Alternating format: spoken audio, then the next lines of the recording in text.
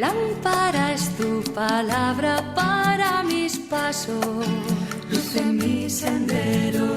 Lámpara es tu palabra para mis pasos, luz en mi sendero. Luz, tu palabra es la luz. Luz, tu palabra es la luz. Buenas tardes, queridos hermanos, hermanas, oyentes de Radio Anglicana, la radio de la Iglesia. Bienvenidos como un miércoles más a una emisión de su programa La Palabra Hoy. Lámpara es tu palabra para mis pasos. Con nosotros el reverendo Juan María Tellería. Reverendo, bienvenido. Muchas gracias, reverendo Noel. Muy buenas tardes, noches a ti, a todo el equipo y, por supuesto, a todos esos amigos nuestros radioyentes que nos escuchan con cariño y que nos ayudan a hacer el programa. Tu palabra es la luz. Saludamos a los hermanos que nos acompañan a través de la transmisión de Radio Anglicana en las aplicaciones móviles, aquellos que nos ven y nos escuchan en la transmisión simultánea de Radio Anglicana en la página web de radioanglicana.es, como también en nuestra página de Facebook.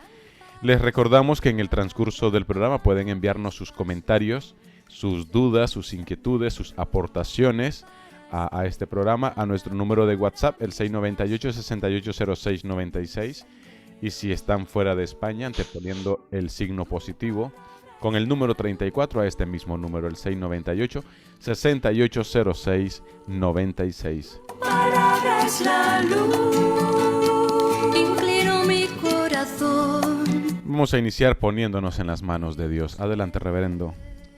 Padre nuestro que estás en los cielos, tú que eres el Dios del amor, el Dios de la misericordia, el Dios de la luz, te pedimos, Señor, que en este programa nuestro, en este programa de este día, realmente sea tu luz, la luz de tu palabra, la que brille en nuestros corazones y que todas las cosas que a veces en ella, en tu palabra santa, en tu palabra escrita, puedan ser oscuras o puedan ser difíciles de entender, que tú las ilumines para nosotros. Te pedimos, Señor y Padre, que en todo momento tu misericordia y tu bondad estén no solamente ya con nosotros aquí, sino en todo el mundo, en todas partes, y de forma muy señalada con las personas que por distintas circunstancias sufren, pasan por calamidades, son víctimas de injusticias. Gracias por escuchar nuestras oraciones. En el nombre del Padre, del Hijo y del Espíritu Santo. Amén. Amén.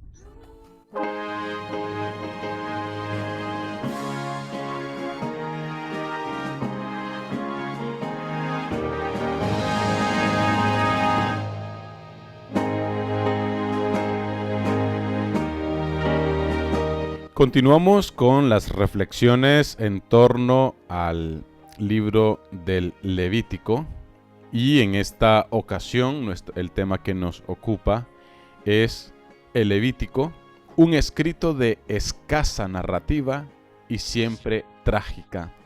Usamos de referencia dos pasajes bíblicos, el primero, capítulo 10, versículos del 1 al 7 del libro del Levítico, y siguiente pasaje sería capítulo 24, versículos del 10 al 23. Estos serían los dos pasajes en los que usaremos como referencia para nuestro estudio de hoy, para nuestro programa de hoy. También recordarles que los programas anteriores ya los tienen disponibles en nuestro canal de YouTube, y pasado el programa, un tiempo determinado, estará también disponible para que puedan tener la visión completa de cómo vamos hasta ahora con el libro del Levítico. Algunos hermanos también ya nos están adelantando a través de nuestro WhatsApp que han hecho los deberes y que están leyéndose el libro del Levítico, y que, como siempre, el leer las Escrituras es en nuestra vida un descubrimiento, y si lo leemos 20 veces el mismo texto, descubrimos pasajes y mensajes nuevos que el Señor nos transmite en el mismo texto que ya hemos leído, como nos hacen saber muchos de nuestros oyentes. Así que pues vamos a entrar de lleno en nuestro programa, recordándoles un escrito de escasa narrativa y siempre trágica, capítulo 10 y capítulo 24 del Levítico. Usaremos algunos versos de referencia de estos pasajes.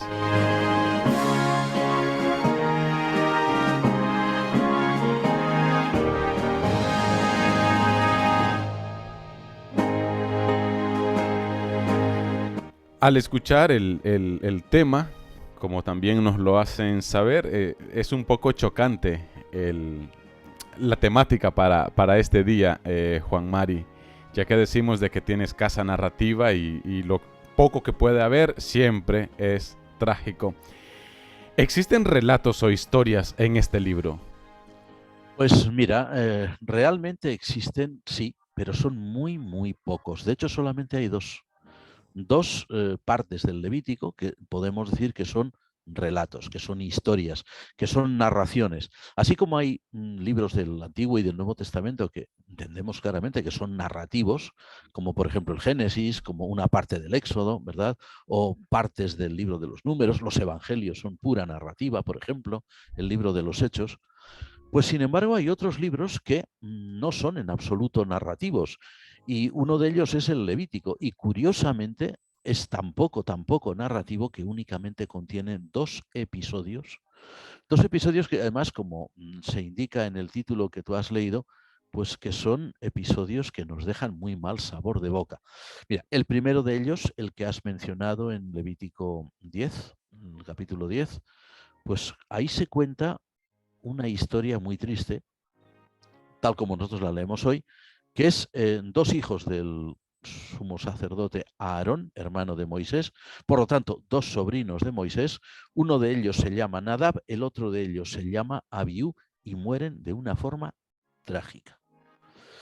Y el segundo relato, que es el que tú has indicado que se encuentra en el capítulo 24 del Levítico, versículos 10 al 23, pues ahí se nos cuenta ni más ni menos que cómo el pueblo de Israel condena a muerte y ejecuta a uno de sus hermanos por blasfemia. Es decir, que son dos relatos, pero desde luego, como diríamos, pocos, pero escogidos. Escogidos en el sentido de que, como decimos, son tristes, son trágicos.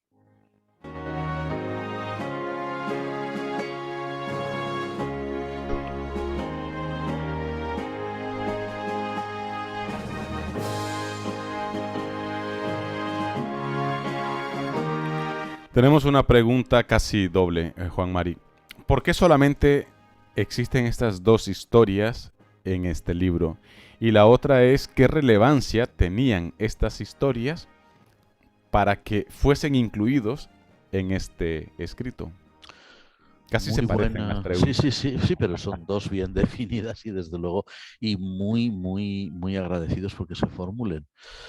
A ver, es evidente que estos dos relatos, tanto el primero, el de la muerte de aquellos dos sacerdotes, hijos de Aarón, sobrinos de Moisés, como decíamos, Nadab y Abiú, tanto este como el otro, el de la muerte, la condena y la ejecución, ¿no?, de la sentencia de una persona blasfema, de un israelita blasfemo, si se han conservado, y eso tenemos que tenerlo siempre muy, muy en cuenta, todo lo que leemos, no en el Levítico, solo en el conjunto de la Santa Biblia, Antiguo y Nuevo Testamento, todo lo que se ha conservado en la Santa Biblia es porque obedece a una recopilación de tradiciones.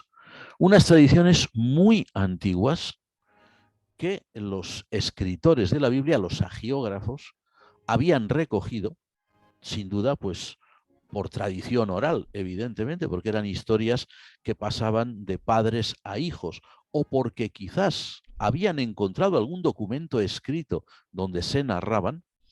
Tengamos en cuenta que, como decíamos hace ya mucho tiempo, los escritores del Antiguo Testamento, en este caso, debieron ser evidentemente levitas o sacerdotes, porque eran los que en las sociedades antiguas sabían escribir, y si se conservaron es porque no quisieron que se perdieran.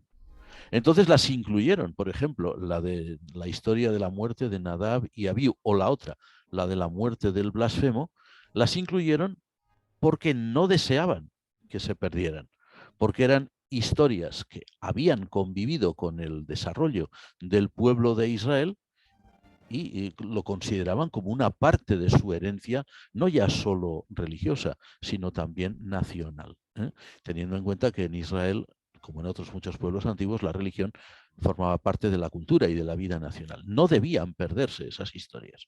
De ahí que las conservaran y que las incluyeran incluso en un libro como el Levítico, que es un libro que de narrativo no tiene nada. Pero claro, aquí viene ya la segunda pregunta, ¿no? Pues, por decirlo así, pues, ¿qué hacen unas historias como estas en un libro como el Levítico, que es un conjunto de disposiciones cúlticas, ¿no? De disposiciones sacerdotales para el culto sagrado? Bueno, es evidente que si los agiógrafos, que debían ser levíticos, las incluyeron aquí, es porque consideraban que en estos episodios, en estas historias, por trágicas, por terribles que fueran, había una instrucción para el pueblo. Es decir, las entendieron como historias catequéticas, como ejemplos.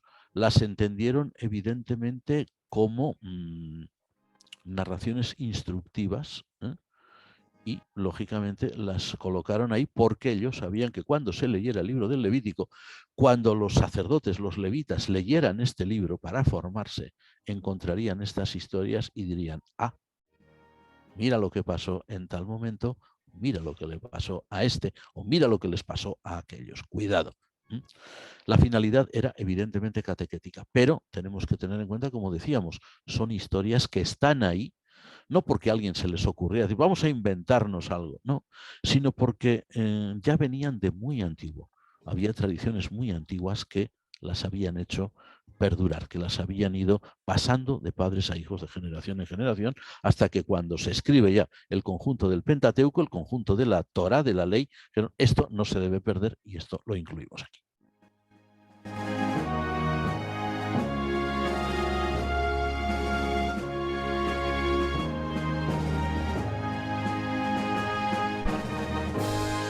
Es posible que estas dos historias usadas para que... es posible que estas dos historias eran usadas para que los levitas educaran al pueblo. Educaran al pueblo, evidentísimamente, porque los levitas eran, como sabemos bien, sobre todo por los libros de las crónicas, los levitas eran, aparte de ser auxiliares del oficio divino o los oficios divinos en el culto, eran también maestros y eran también jueces.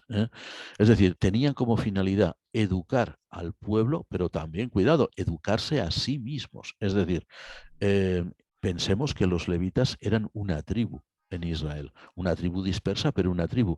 Los levitas a sus hijos, a sus propios hijos, a su descendencia, los educaban en casa, como se hacía entonces en aquel momento. Entonces ellos debieron todas estas historias que narra el Pentateuco, y incluso estas dos que encontramos aquí, formaban parte sin duda de la instrucción que sacerdotes y levitas impartían en su propia casa, impartían a sus hijos y también, por supuesto, al resto de Israel. Evidentemente, nunca debemos olvidarlo. Levita era evidentemente un auxiliar de los sacerdotes, pero era también un instructor del pueblo, era también un catequista, era también un maestro e incluso un juez.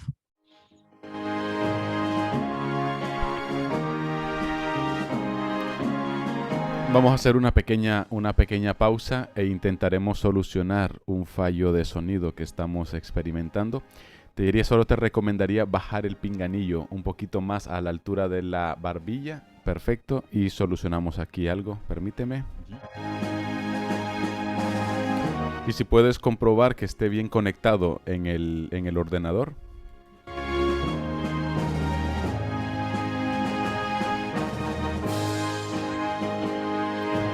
Son los pequeños fallos del directo. Del directo, efectivamente. Sí, ahora sí tenemos mejor señal. Ok. Muy bien. Hemos visto, y por lo que hemos estado analizando durante todos estos estudios que hemos tenido, tanto del Antiguo como del Nuevo Testamento, de que cuando sucede esto, de que se coloca o se pone una historia en las Escrituras, o algo que sucedió, muchas veces no se ha puesto porque el autor, el escritor, pues no se quedó sin ideas y puso lo primero que pilló. Siempre se pone, o hay una causa, una razón por la que esto sucede. ¿Cuál sería, te diría, la enseñanza que nos quiere transmitir con la primera historia, por ejemplo? Con la historia de la muerte de Nadab y Abiú, los hijos de Aarón. Bueno, pues ahí nosotros nos tenemos que preguntar muchas cosas. Cuando leemos esta historia nos encontramos realmente con, vamos a decirlo así, con una narración extraña. Una narración que nos plantea más dudas que certezas. Fijémonos hasta qué punto esta historia es extraña, que incluso los propios maestros judíos, no ya los de la época en que la Biblia se escribía, sino los maestros judíos de hoy, incluso los maestros judíos de hoy, y lo sabemos bien porque hemos consultado libros escritos por ellos, comentarios escritos por ellos, tienen dudas acerca de este pasaje, o por decirlo de otra forma, es que no lo entienden bien. Entienden el hecho. A ver, el hecho es muy simple, tal como lo narra el propio libro del Levítico.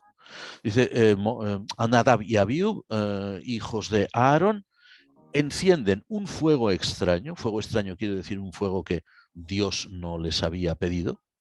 Un fuego extraño para el servicio de culto.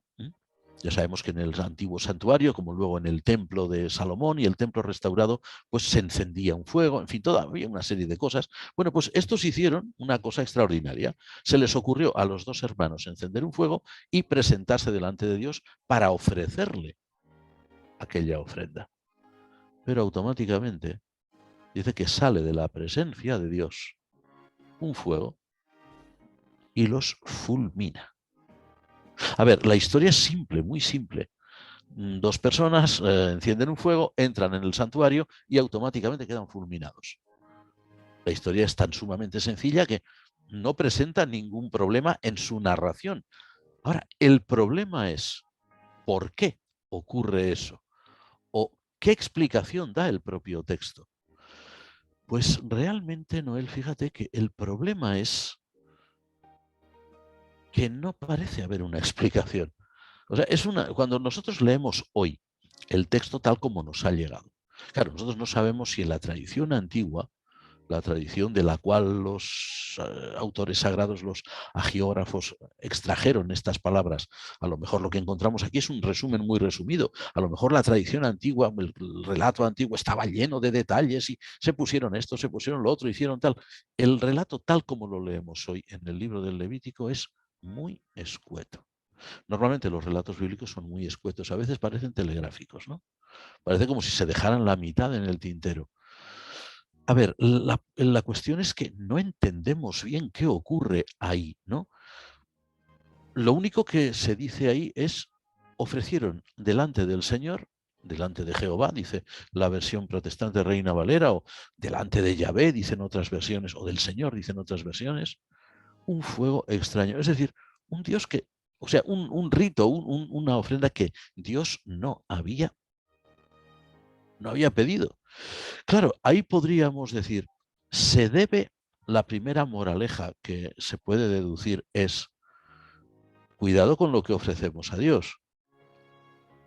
Tributémosle lo que Él pide, no lo que Él no pide. Démosle a Dios lo que Él requiere. No lo que a nosotros nos parece o lo que nosotros quisiéramos que Él quisiera, que no tiene por qué ser así, ¿verdad? No tiene por qué coincidir nuestra voluntad con la suya. Pero claro, por otro lado, eso podría ser una buena aplicación catequética, ¿no? Cuidado con lo que hacemos, que con Dios no se juega. Pero por otro lado, el tono general del relato, cuando lo leemos ahí en estos capítulos, estos versículos iniciales de este capítulo 10 del Levítico, el tono general del relato no parece que sea pues un relato de castigo, un relato de punición, en el más puro sentido del término. Es más, lo que da a entender, cuidado, es que Nadab y Abiú habían sido santificados por Dios. santificados. Y según la mentalidad más antigua, todo lo que era santificado, todo lo que era dedicado a Dios, automáticamente tenía que desaparecer de este mundo. A ver, eso a nosotros hoy nos plantea muchas más dudas que certezas. Muchas más dudas. Porque eso quiere decir entonces que Nadab y Abiú no habían sido castigados, sino que incluso habían sido altamente bendecidos y Dios al fulminarlos se los había llevado. Simplemente. Lo que sí hay es una nota que a nosotros nos puede parecer, para nuestra sensibilidad cristiana, muy cruel. Es cuando se dice claramente, por boca de Moisés, a su hermano Aarón, que ha perdido a estos hijos, que no debe manifestar ningún duelo, que no debe llorar, que no debe entristecerse. ¿Quiere eso decir que la historia, la tradición primitiva, entendía que aquellas personas habían sido altamente beneficiadas por Dios al haberse santificado, es decir, haber desaparecido de este mundo, y que por lo tanto su padre debía estar agradecido? ¿O debe entenderse como un castigo? Nosotros, hay una tradición muy antigua, cristiana, de interpretación de este pasaje, que dice que fue un castigo por ofrecer algo que Dios no había querido. Pero claro, luego queda ahí la duda, pero ¿actúa Dios con tanta crueldad? ¿O eso ya es la interpretación del hagiógrafo? Lo que queremos decir, Noel y queridos amigos, es que este texto plantea bastantes más dudas para nosotros que certezas.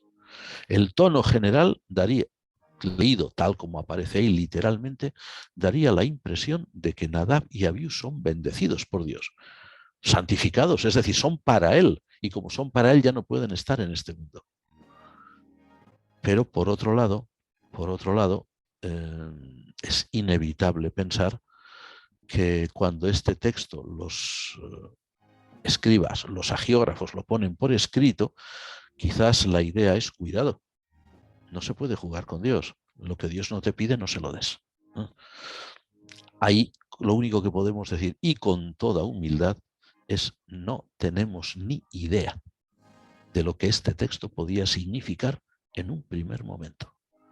Es muy difícil entenderlo.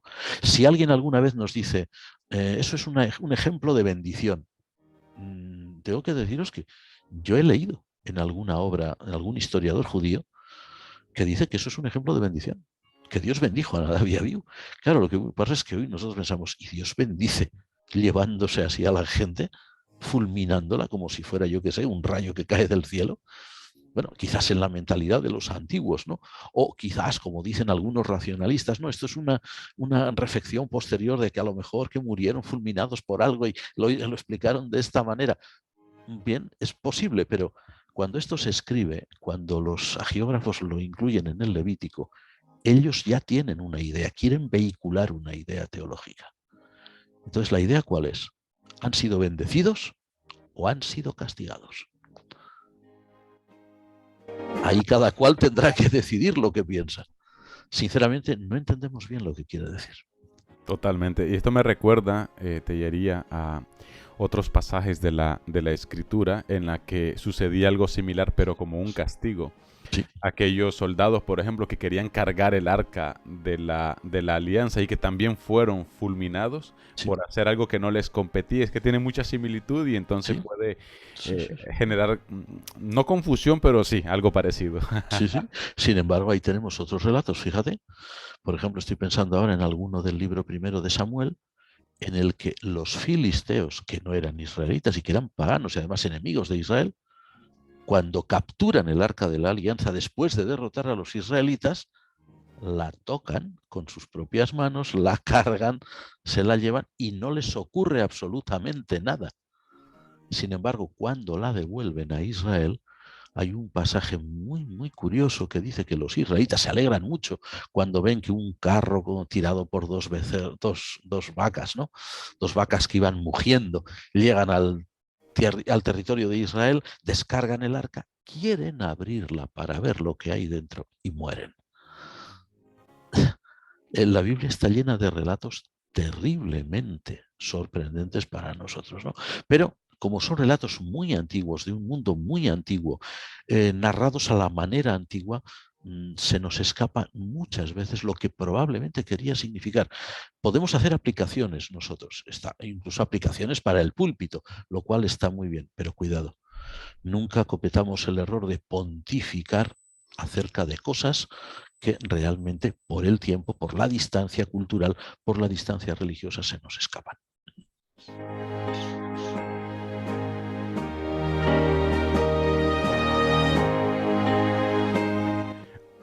Continuando con estos dos personajes de Nadab y Abiú, que en este dilema si fueron bendecidos o si fueron castigados, ¿existe alguna posibilidad, Juan Mari, de que estos hubiesen hecho algo indebido, como por ejemplo estar borrachos? Podemos ver un versículo, dos versículos adelante, de que algo de eso habla, con una prohibición. Y entonces, ¿será que hay alguna conexión o seguimos especulando? Bueno, yo creo que vamos a seguir especulando, porque vamos a ver. Es cierto que en los versículos siguientes, después de narrarse la muerte de Nadab y Abiú, automáticamente aparecen unas prescripciones que dice que ningún levita, ningún sacerdote debe acercarse a Dios habiendo consumido, dice, pues algunas palabras que son, hay algunas versiones que lo traducen por sidra, cosas por el estilo, pero que algunos expertos en lengua hebrea dicen que no es que fuera sidra, sino que eran licores fuertes. Licores fuertes. O sea, claro, de ahí se ha derivado la idea de Nadab y Abiú debieron entrar en el templo, pues que no se debían tener en pie, pobres, y fueron fulminados por ello, ¿no? Porque estaban borrachos. Bueno, cuidado, porque en realidad, no dice en ningún momento el texto, no dice en ningún momento que Nadab y Abiú fueran fulminados por entrar en el templo en estado de embriaguez. Además, por otro lado, es muy común en los textos del Pentateuco acumular disposiciones que no guardan ninguna relación entre sí, pero simplemente están ahí como disposiciones divinas, ¿no? Esto sobre todo se ve en un libro como los Números, ¿no? En que a veces aparecen normativas culticas, normativas ceremoniales, que uno cuando lo lee dice, bueno, ¿y esto qué tiene que ver con lo que hemos leído anteriormente? Parece que esté ahí todo como si fuera un batiburrillo, todo mezclado ahí, ¿no? Porque las distintas tradiciones se van recopilando y ahí quedan, ¿no? Y tal como han quedado, pues ahí se copian y ya está. No es evidente, no es evidente que la interpretación de que estuvieran borrachos o que estuvieran en un estado de embriaguez que les impidiera discernir entre lo santo y lo profano, como a veces algunos han dicho, no es evidente en el propio texto. Entonces, como no es evidente en el propio texto, pues seguimos con lo de antes, ¿no? Preferimos decir, no sabemos bien lo que quiere decir, no lo tenemos claro, antes que aventurar opiniones que se pudieran entender en el sentido absoluto y decir esto es así y ya está, cuando lo más probable es que si hiciéramos eso nos equivocáramos. No hay evidencia en el texto de que esto sea así. Ahora sí que hay una evidencia que evidentemente, valga la redundancia, pues el autor sagrado, el hagiógrafo, incluye ahí una norma, que es que el sacerdote, el levita, no deben entrar en el oficio divino, no deben oficiar habiendo pues en un estado bajo la influencia de, cuidado, alcoholes muy fuertes. Ahí no se habla de vino simplemente, sino de unas palabras que indican licores fuertes. Sí, porque visto así por encima, te diría, parece que fuera un paréntesis, ¿no? De que el Levítico tiene una fórmula en la que está dispuesto todo el libro, pero hace un pequeño paréntesis contando una historia en los primeros 7, 8 versículos. Así es. Y luego ya desaparece todo el legado de ello. Vale, vamos a continuar. Así como ya hemos visto, pues, un poco la idea, ¿no? de la enseñanza que se da con la primera historia, pues ahora vamos a la segunda. ¿Y qué pasa con la segunda? ¿Qué enseñanza nos quiere dar? Bueno, la historia también es muy simple. La historia, lo mismo que Nadab y Abiú, ¿no? La historia es que hay una persona que es israelita, que lo que hace es blasfemar el nombre de Dios. Parece ser que lo hace por el acaloramiento de una discusión, ¿no? esta persona que comete este pecado de blasfemia es hijo de madre israelita, pero de padre extranjero, y automáticamente pues la congregación de Israel espera instrucciones y entonces, según el relato, Dios le dice a Moisés que deben apedrearlo. Cuidado, que no es decir como sería lo fusilan, no, es apedrearlo. O sea, como se dice en buen castellano, lapidarlo, como muere San Esteban, el protomártir cristiano en Hechos 7, ¿no? La muerte por lapidación, que todavía hoy, por desgracia, está vigente en algunos países del Medio Oriente, y que se han visto incluso por noticiarios escenas horribles de lapidación de personas. No sé si era en el Irán actual o en Irak, uno de estos países del Medio Oriente. Me parece que fue más bien en el Irán, en el régimen de los ayatolás, no el actual, sino algunos de hace unos pocos años, y observábamos al ver aquellas imágenes que eso es una muerte horrible, porque la persona muere herida, golpeada, y cuando le golpean la cabeza, pues puede ser ya definitivo, ¿no? Y luego queda literalmente aplastado por el montón de piedras, la pirámide de piedras que se erige sobre la persona, ¿no? Bien, estos son la historia en sí. La historia es muy simple también. Alguien dice una cosa, automáticamente lo condenan y aplican la condena y muere. Ya está. Esa es la historia. Ahora, si la pregunta es, ¿qué podríamos deducir de esto? ¿Qué podríamos deducir de esto? Bueno, aquí en esta segunda narración hay detalles interesantes, ¿no? Desde muchos puntos de vista. Solamente vamos a ofrecer algunos, ¿no? Para no cansar a nuestros amigos oyentes. Fijémonos que ahí no se menciona a Dios por su nombre, no se dice blasfemó contra Jehová, por ejemplo, Reina Valera, o blasfemó contra Yahvé, como diría la Biblia de Jerusalén o la versión Nácar Colunga, ¿no? O blasfemó contra el Señor, como diría, por ejemplo, pues la traducción interconfesional. No, dice blasfemó el nombre. Y normalmente las versiones de la Biblia suelen poner la palabra nombre con una N mayúscula, el nombre. Bueno, esta designación, aunque la tradición fuera muy antigua, la historia viniera de muy lejos, llamar a Dios el nombre es algo muy posterior, muy posterior. De hecho, muchos judíos hoy llaman a Dios así, el nombre, en hebreo Hashem. Entonces eso quiere decir, ahí se evidencia claramente que esta tradición, por muy antigua que fuera la historia, es de una redacción muy, muy tardía. No de la época de Moisés, evidentemente, sino más bien de la época de la restauración, la época de Esdras y Nehemías. Y desde luego, el detalle que no debe escapar nunca de nuestra atención, de que se insista en que aquel blasfemo era hijo de una mujer israelita y de un hombre que no era israelita, de un hombre que era de otro país, egipcio, si la memoria no nos engaña. Fijémonos que eso tenía una idea muy clara. Un texto redactado en la época de Esdras y Nehemías, en la época de la restauración, tendría muchísimo interés en insistir en cuidado con los matrimonios mixtos. Si leemos el libro de Esdras y el libro de Nehemías, ahí vemos que se llegan incluso a tomar medidas inhumanas, medidas drásticas, que era expulsar a todas las partes de la familia que no eran judías, para que se mantuviera una pureza no solamente religiosa, sino también una pureza étnica, una pureza racial, vamos, al más puro estilo nazi, pero desde el punto de vista, desde el otro lado, desde el otro punto de vista, ¿no? Y claro, tenemos que tener en cuenta que ahí, a todas luces, se trata de una inserción, un relato quizás insertado a posteriori, y con una clara intención. En este caso la intención se ve clara. La intención es cuidado con casarse con extranjeros, porque casarse con paganos lo único que trae, lo único que produce es hijos blasfemos.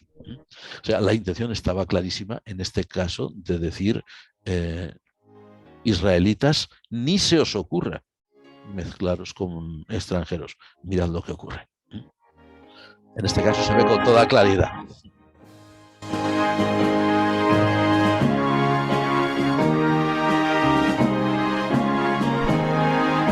Comenzamos con los problemas, dijo uno por ahí.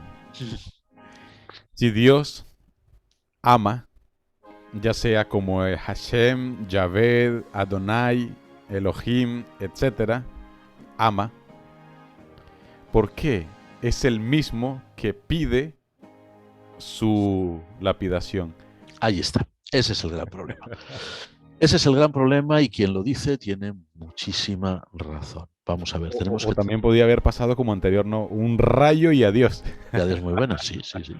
Tenemos que tener en cuenta que todos estos relatos de la Biblia no son, como hemos dicho muchas veces, crónicas periodísticas. A ver, una crónica periodística pues sería aquello que decíamos hace ya muchos programas atrás. En estos momentos observan ustedes cómo se abre el mar y cómo los israelitas empiezan a entrar. Eso sería una crónica periodística. Pero el relato del paso del Mar Rojo no es así. Es Moisés, extendió la vara, el mar se abrió y los israelitas cruzaron. Y detrás venía la caballería y los carros egipcios. Son relatos escritos muy a posteriori y relatos fruto de una reflexión. Son tradiciones muy antiguas, pero relatos fruto de una reflexión. Y una idea muy importante, y eso tenemos que tenerlo en cuenta siempre cuando leemos el Antiguo Testamento. Cuando se escribe el Antiguo Testamento, cuando se recopilan todas las tradiciones religiosas y nacionales de Israel, porque va todo unido, nación y religión, los que escriben no son simplemente cronistas. Los que escriben son grandes literatos, por algo la Biblia es una obra extraordinaria de la literatura humana, no solo judía o no solo hebrea o no solo cristiana, y son también teólogos. O sea, es esa gran mezcla. Narrador, literato, poeta a veces, teólogo y recopilador. Cuando se escribe la Biblia, se escribe, o la intención evidente es escribirla como una narración de hechos que tienen lugar, en los cuales, atención, Israel quiere entender que Dios es el protagonista. O sea, que su historia no es su historia. Es lo que luego los cristianos llamaremos la historia de la salvación. Y en eso tienen razón. Lo que ocurre es que ellos, conforme a su mentalidad, conforme a su estilo antiguo, hacen intervenir en la narración a Dios en todo momento. Porque Dios es el gran protagonista. Y lo hacen intervenir incluso en cosas que hoy a nosotros los cristianos nos crean un gravísimo problema y nosotros podemos decir, no puede ser, porque a la luz de la revelación suprema en Cristo, que Dios es nuestro Padre y que Dios es el Padre del conjunto del género humano y que Dios, como dice el propio Señor Jesús en el Evangelio según San Mateo, Dios hace salir su sol sobre buenos y malos y hace llover sobre justos e injustos, lo que quiere decir que Dios bendice a todas las naciones, crean en Él o no.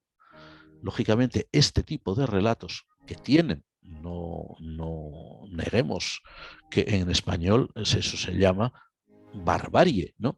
Actos a veces de una crueldad inusitada, como por ejemplo la lapidación de ese blasfemo, o historias que no podemos entender. Ellos hacen, los agiógrafos, los autores sagrados, hacen intervenir a Dios como el gran protagonista. Pero esa es la interpretación teológica de esos agiógrafos. Le decimos que no es una crónica periodística de un hecho que está ocurriendo en ese momento, sino una reflexión muy a posteriori de algo que ha ocurrido. Por poner un ejemplo que hemos puesto a veces en público, hablando con algunos creyentes de distintas de distintos trasfondos, de distintas tradiciones culturales y religiosas, es como, por ejemplo, imaginémonos hoy, eso es muy habitual, muy habitual. Nosotros estamos haciendo un viaje, por ejemplo, no un viaje largo, a lo mejor pues de la ciudad donde vivimos a la ciudad de al lado, ¿no? Y vamos en un vehículo propio o ajeno y sufrimos un accidente. Y automáticamente, pues por alguna razón que no entendemos bien, salimos ilesos. Claro, nuestra interpretación del hecho como cristianos es: el Señor nos ha librado. Ahora, si eso lo entendemos literalmente, o si en siglos futuros alguien que ya no habla nuestro idioma lo entiende literalmente, lo encuentra escrito en un libro de testimonios, por ejemplo, ¿qué entendería? ¿Entendería que de pronto bajó Dios y con sus manos nos sacó del vehículo? ¿Es eso lo que nosotros estamos diciendo? No, nosotros no decimos eso. Nosotros decimos en nuestro lenguaje cristiano y como una fórmula teológica, evidentemente, Dios nos libró. ¿Es verdad? Sin duda. Ahora, ¿acaso podemos entender que Dios baja en persona y con su mano nos toma y nos saca del vehículo? Pues a lo mejor eso es lo que entenderían siglos después personas que no hablasen ya nuestra lengua castellana o española, pero que la entendieran, que la trabajaran, que la leyeran. Y dijeron: hoy un testimonio extraordinario del siglo XXI. El hermano o la hermana tal, Dios bajó del cielo y la sacó de aquel vehículo. Y a lo mejor hasta habría quien hiciera sermones sobre eso, o empleara esa idea, ¿no? O esa historia para ilustrar algo. Ahora, ¿sería eso real? Ahí está. Esto es lo que nosotros nos encontramos cuando leemos estos pasajes del Antiguo Testamento. Dios ordenó la lapidación del blasfemo. ¿De verdad Dios ordenó eso? ¿O esa es la interpretación que hace el levita, el sacerdote, el hagiógrafo que escribe el Levítico? Y como es un magnífico narrador, aparte de un teólogo, lo describe así. Eso es lo que nosotros... somos conscientes de que hay sectores del mundo cristiano hoy, sobre todo ciertos sectores, más que nada en el mundo que llaman evangélico, donde hay una gran corriente muy literalista, muy fundamentalista de las escrituras, que ellos quieren entender así la escritura. Si dice eso, es eso. Sí. Pero ¿es eso lo que realmente está diciendo el hagiógrafo que escribe? ¿O él está interpretando a su estilo, a su modo, conforme a su modelo cultural, conforme a su medio vital de su cultura, lo que ha quedado escrito ahí? ¿Lo entendería así un levita? ¿O esa es nuestra interpretación literalista porque ya no tenemos la clave para entender culturalmente escritos antiguos y los entendemos literal? A veces me he puesto un ejemplo también que a muchos les hace reír, pero es que es una realidad. Nosotros tenemos en nuestra lengua muchas expresiones muy vivas. De hecho, la lengua española es una de las más ricas del mundo en este sentido, gracias a Dios. Y eso significa que tenemos unas posibilidades inmensas para inventar figuras, imágenes, historias. Bueno, existe una expresión muy castiza, al menos aquí en España, que es cuando se dice de algo, una noticia muy conocida. Eso lo saben hasta los gatos. Yo no sé si se emplea también en otras naciones de habla española, pero al menos en España se emplea mucho. Podemos imaginar a un estudiante de nuestro idioma extranjero que estuviera residiendo en España y que ya tuviera un buen dominio del idioma y mucho vocabulario y que oyera esa expresión. Eso lo saben hasta los gatos. ¿Qué haría esa persona? Porque los gatos son estos animales de 4 patas que hacen miau, ¿no? Los felinos. ¿Cómo? ¿Los felinos lo saben también? ¿Qué quiere decir esto? Y que luego al volver a su país dijera: uy, en España los gatos tienen una inteligencia tremenda, ¿no? Se enteran de todo. No, a ver, cualquier persona que hable hoy el español entiende claramente que eso es una expresión metafórica o que es una expresión pues un poquito exagerada, ¿no? Pero bueno, es que la lengua tiene estas cosas, ¿no?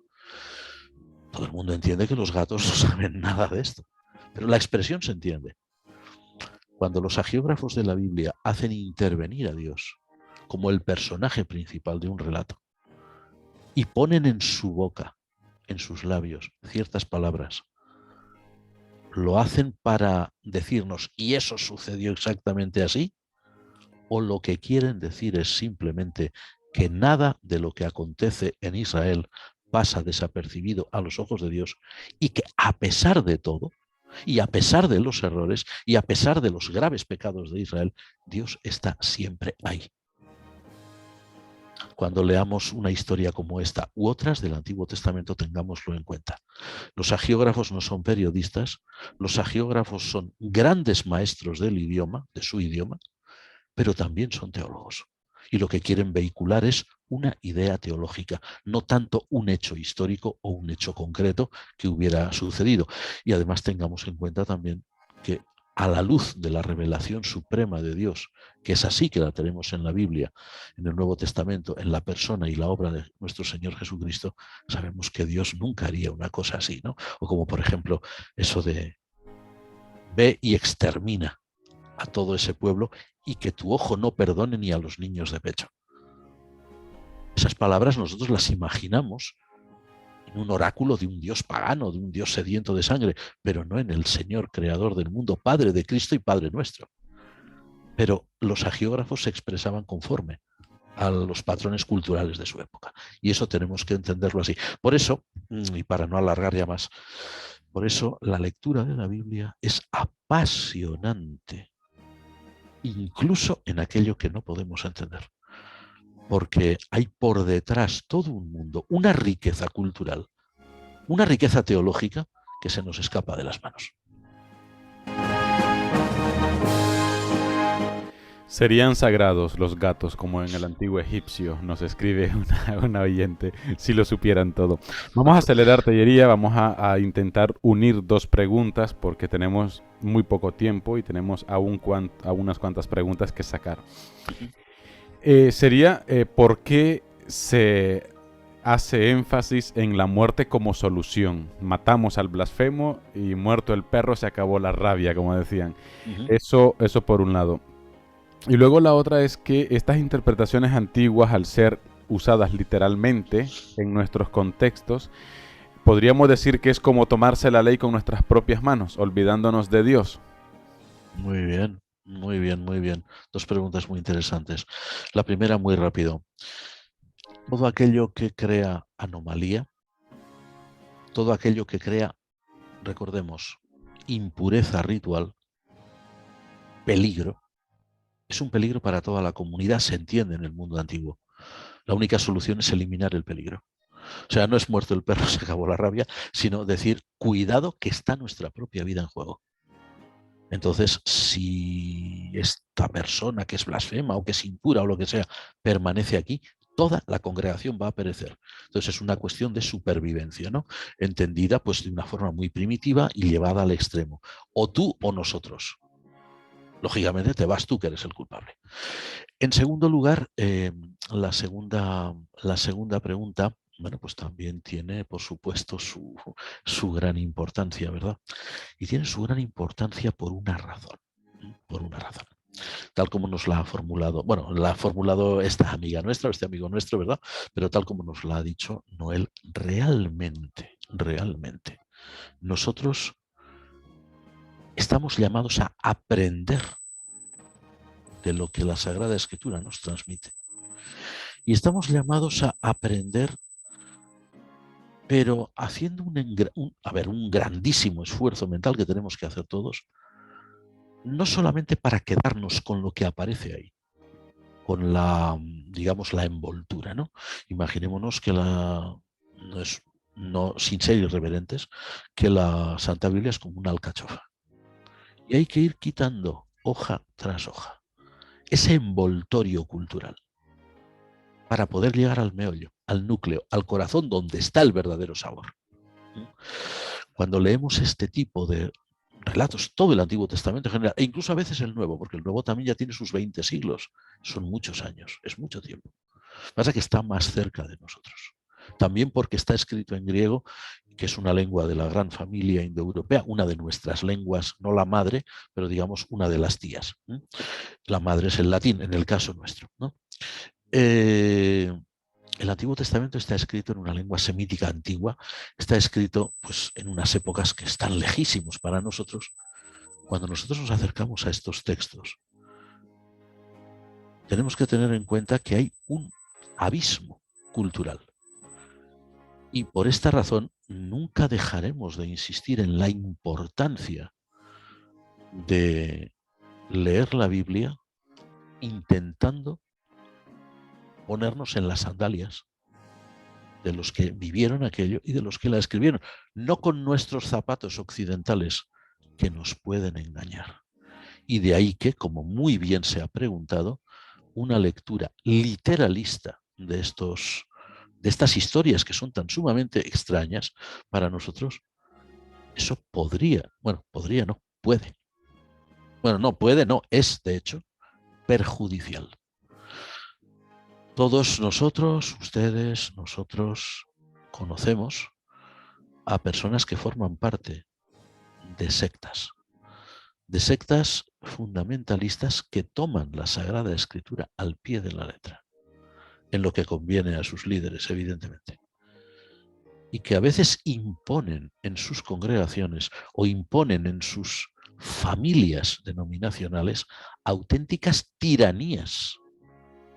A ver, yo he llegado a conocer el testimonio de una persona que vivió en sus propias carnes el sectarismo de que en su familia todos no podían comer en la misma mesa, porque un dirigente, como estaba en contra de unas opiniones vertidas por unos miembros de esa familia, prohibió a los más fieles que comieran con ellos. Ustedes se imaginan, para un niño, la persona que nos lo contó era adulto, pero esto lo había vivido de niño. Y no en un país lejanísimo, en un país tan cercano como es Inglaterra, para los que vivimos en Europa. Lo que supone para un niño ver que una parte de su familia no puede comer con la otra, o que el padre no puede comer con la madre y con los hijos, porque alguien lo ha prohibido,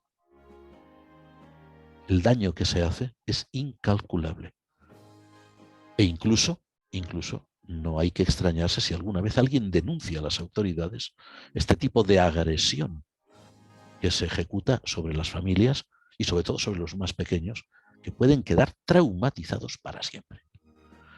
La lectura literalista del Antiguo Testamento puede ser un verdadero peligro, incluso para la estabilidad de familias enteras, si caen en las manos de sectas fundamentalistas que hacen lecturas tan sumamente literales que quieren aplicar a un mundo moderno cosas de un mundo que ya no existe.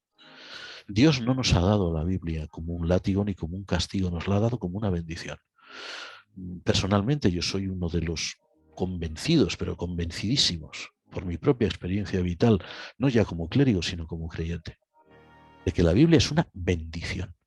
Yo estoy convencido, hermanos, y lo digo con la mano en el corazón, de que allí donde se proclama la palabra de Dios, en su sentido más puro, el Espíritu Santo obra. Obra en quien lo está diciendo, por supuesto, y obra en quien lo escuche. La palabra de Dios es un poder real, pero es un poder real cuando se predica el mensaje que es realmente la Biblia, no los envoltorios culturales. Los envoltorios culturales pueden ser criminales. San Pablo lo dice bien claro, hermanos. La letra mata. El espíritu vivifica. El espíritu con una gran E mayúscula. El espíritu de Cristo, el espíritu del Señor. La tercera persona de la Santísima Trinidad, que procede del Padre y del Hijo. La Biblia es un poder real para transformar vidas, para bendecir, para impartir esperanza, para impartir fe, confianza, ánimo, dignidad a las personas que la han perdido. Pero para eso debe ser proclamada, obviando muchas veces esos envoltorios culturales como este que tenemos hoy en el libro del Levítico, que hemos leído hoy, y que pueden dejarnos realmente sorprendidos. ¿Cómo puede ser esto? Dios ha permitido que eso llegue a nosotros así. Podría haber hecho que no llegara, pero ha querido que llegue. Me imagino que Dios, nuestro Señor, que es un gran, bueno, iba a decir una tontería, iba a decir es un gran Padre, no, es el Padre por excelencia, que Dios nuestro Señor quiere que sus hijos aprendamos y quiere que sus hijos hagamos un esfuerzo por aprender y hagamos un esfuerzo por penetrar en su palabra, por estudiarla, por preocuparnos por ver esto por qué es así, por qué no. Pero no simplemente por preciosismo, sino por el hecho de decir, a ver, ¿qué encontramos aquí? Y aquí, ¿qué es el trigo y qué es la paja?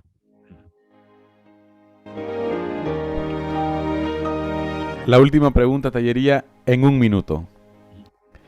¿Qué aplicación tiene para nosotros estas dos historias? Muy bien, pues en un minuto, toda historia bíblica podemos encontrarle una aplicación en Jesucristo. En Jesucristo nuestro Señor. En Jesucristo nuestro Señor, en la primera historia, que es tan extraña y de la cual pues prácticamente no entendemos nada, de esa primera historia podemos aprender una aplicación muy importante. Homiléticamente hablando, seamos muy respetuosos con el culto divino, seamos respetuosos con él, seamos reverentes. No juguemos con Dios. No juguemos con él, pero estemos dispuestos a aceptar su voluntad en nuestra vida. No sabemos cuánto vamos a vivir. Nuestras vidas están en las manos de Dios. De la segunda, pues lógicamente, seamos respetuosos con el nombre de Dios. Pero seamos respetuosos, a ver, no tanto porque Dios caiga de su trono, porque un humano pues diga una blasfemia, porque eso es absurdo, ¿no? Dios no va a caer de su trono. Pero cuidado. La blasfemia daña muchísimo al creyente. La blasfemia daña a quienes están a nuestro lado y son realmente personas respetuosas de Dios y se pueden sentir heridas.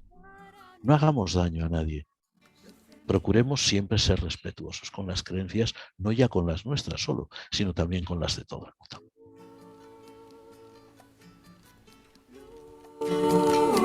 Tu palabra es la luz.